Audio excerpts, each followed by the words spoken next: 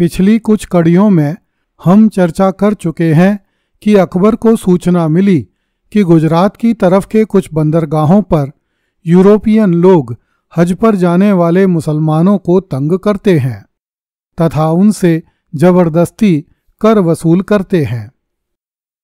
हज जाने वाले यात्री गुजरात की तरफ के बंदरगाहों का प्रयोग किया करते थे जिन पर पुर्तगाली एवं डच लोगों ने कब्जा कर रखा था। अकबर ने इन फिरंगियों के विरुद्ध सैनिक कार्यवाही करने का निश्चय किया। फरवरी 1580 में अकबर ने कुतुबुद्दीन खां नामक एक अमीर को इन बंदरगाहों पर चढ़ाई करके यूरोपियन लोगों को दंडित करने के आदेश दिए। गुजरात एवं मालवा की तरफ के अमीरों को आदेश दिए गए कि वे कुतुबुद्दीन खां की सहायता के लिए सेनाएं उपलब्ध करवाएं। इस अभियान में दक्षिण भारत के शासकों द्वारा बाधा उत्पन्न किए जाने की आशंका थी। इसलिए अकबर ने दक्षिण की तरफ के शासकों को आदेश भिजवाए कि शाही सेनाएं हज पर जाने वाले लोगों को तंग करने वाले फिरंगियों के विरुद्ध भेजी जा रही हैं। अतः दक्षिण के शासक इस अवसर का लाभ उठाएं तथा शाही सेनाओं की मदद करके शहंशाह का विश्वास जीतने का प्रयास करें। ईस्वी 1580 में अकबर ने अपनी सल्तनत में प्रशासनिक फेरबदल किया। उसने समूची सल्तनत को 12 सरकारों अथवा सूबों में विभाजित किया और प्रत्येक भाग पर एक सिपहसालार, एक दीवान, एक बख्शी, एक मीर अदल, एक सदर, एक कोतवाल, एक मीर बहर और वाका नवीस नियुक्त किए। नई सरकारों अथवा सूबों की घोषणा होते ही अकबर ने बहुत से प्रांतीय अधिकारियों के स्थानांतरण किए और बहुत से नवीन प्रांतीय अधिकारी नियुक्त किए। मासूम खां फरनखुदी को सरकार गाजी का तथा तारसेन मोहम्मद खां को सरकार जौनपुर का हाकिम अथवा सूबेदार बनाया गया। मासूम खां काबुली को उड़ीसा सरकार का सूबेदार नियुक्त किया गया। मासूम खां फरनखुदी ने बिहार पहुंचते ही बगावत कर दी। उसकी बगावत से पूरी मुगलिया सल्तनत को बेहद आश्चर्य हुआ क्योंकि वह अकबर का काफी नजदीकी अमीर माना जाता था। अकबर ने राय पुरुषोत्तम दास को बिहार के विद्रोह का दमन करने के लिए भेजा। दर्शकों को स्मरण होगा कि अकबर ने पुरुषोत्तम नामक एक ब्राह्मण तथा देवी नामक एक स्त्री को हिंदू धर्म के बारे में जानने के लिए लंबे समय तक अपने महल में आमंत्रित करके उनसे हिंदू धर्म का मर्म जानने का प्रयास किया था। बाद में अकबर पुरुषोत्तम से इतना अधिक प्रभावित हुआ कि अकबर ने पुरुषोत्तम को राय की उपाधि देकर अपना मंत्री बना लिया। जब राय पुरुषोत्तम दास गाजीपुर पहुंचा तो मासूम खां फरनखुदी राय पुरुषोत्तम से मिलने के लिए आया। उसने पुरुषोत्तम दास से कहा कि आप चौसा की था के पास पहुंचें, मैं बागियों को पकड़कर आपके सुपुर्द कर दूंगा। पुरुषोत्तम दास ने मासूम खां फरनखुदी की बातों का विश्वास कर लिया तथा उसके कहने में आकर चौसा की थाह के पास पहुंचा। पुरुषोत्तम दास के पास उस समय बहुत कम सेना थी। मासूम खां फरनखुदी ने अरब बहादुर खां को पुरुषोत्तम से दगा करने के लिए भेज दिया।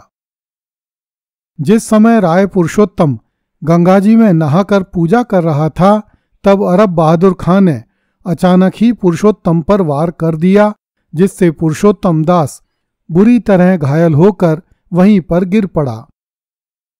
पुरुषोत्तम के साथियों ने किसी तरह पुरुषोत्तम को अरब बहादुर खां के चंगुल से बचाया।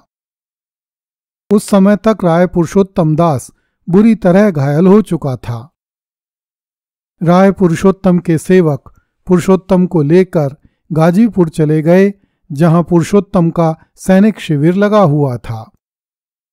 यहीं पर 2 दिन बाद राय पुरुषोत्तम का निधन हो गया। इस प्रकार धर्म का मर्मज्ञ राय पुरुषोत्तम मुगलिया राजनीति की खूनी चौसर पर बलि चढ़ गया। किसी भी तत्कालीन लेखक ने इस बात पर प्रकाश नहीं डाला है कि अकबर के सेनापतियों ने राय पुरुषोत्तम को छल से क्यों मारा, किंतु हमें राय पुरुषोत्तम के संबंध में इस तथ्य का स्मरण रखना चाहिए कि इसी व्यक्ति ने लंबे समय तक अकबर के महल में जाकर अकबर को हिंदू धर्म के बारे में बहुत सी जानकारियां दी थीं, जिसके बाद अकबर ने सभी धर्मों की अच्छाइयों को अनुभव किया था और यह घोषणा की थी कि अच्छाई किसी एक मजहब तक सीमित नहीं है। सभी धर्मों में अच्छी बातें तथा अच्छे लोग हैं। संभवतः यह बात मुल्ला मौलवियों एवं उलेमाओं को सहन नहीं हुई थी। उन्हें लगता था कि यदि जनता अकबर की इस बात को मानेगी तो मुल्ला मौलवियों एवं उलेमाओं का वर्चस्व समाप्त हो जाएगा। अकबर के दरबार में उस समय जिस तरह की परिस्थितियां चल रही थीं, उनके आधार पर यह अनुमान लगाया जा सकता है कि राय पुरुषोत्तम की मौत के पीछे यही कारण रहा हो।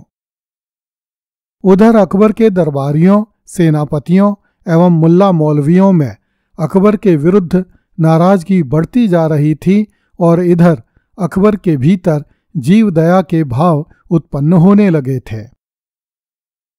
अकबर के दरबारी लेखक अबुल फजल ने लिखा है कि एक दिन अकबर ने सोचा कि वर्ष में एक दिन चूहे नहीं मारने चाहिए, एक दिन बैलों को खूब खिलाना पिलाना चाहिए, उन्हें मारने की बजाय किसानों को दे देना चाहिए।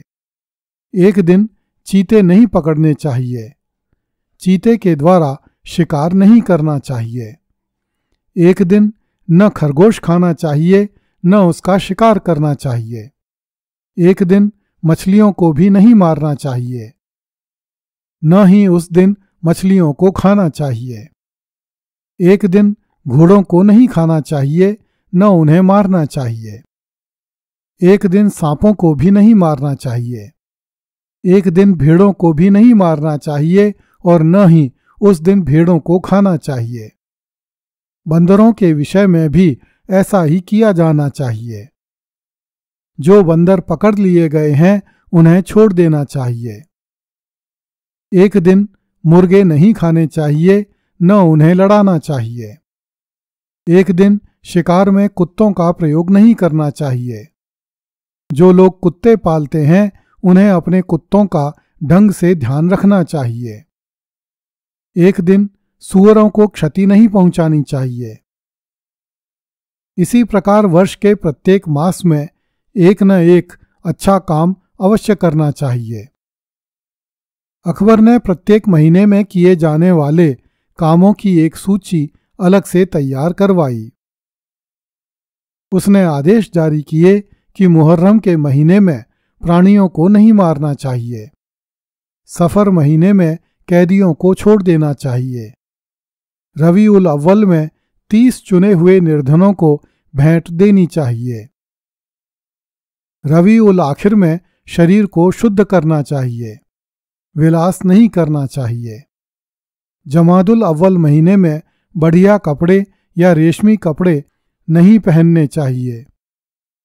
जमादिल आदिर में चमड़े का उपयोग नहीं करना चाहिए। रज्जब मास में अपनी आयु के 40 आदमियों की सहायता करनी चाहिए। शाबान महीने में किसी पर अत्याचार नहीं करना चाहिए और न किसी को करने देना चाहिए। रमजान महीने में 30 गरीब आदमियों को कपड़ा देना चाहिए और भोजन करवाना चाहिए। शव्वाल महीने में प्रतिदिन अल्लाह के 1000 नाम लेने चाहिए। जिलकदा महीने में प्रतिदिन दूसरे धर्म वाले लोगों को भेंट देनी चाहिए। जिलहज्जा महीने में उपयोगी मकान बनवाने चाहिए। यहाँ उपयोगी मकान से आशय सराय, प्याऊ, स्कूल आदि से है। अगली कड़ी में देखिए, मूर्खों की यह टुकड़ी चिथड़ों में है, वे कुछ रहस्यमय शब्द बुदबुदाते हैं। कृपया इस चैनल को लाइक, सब्सक्राइब एवं शेयर करें। धन्यवाद।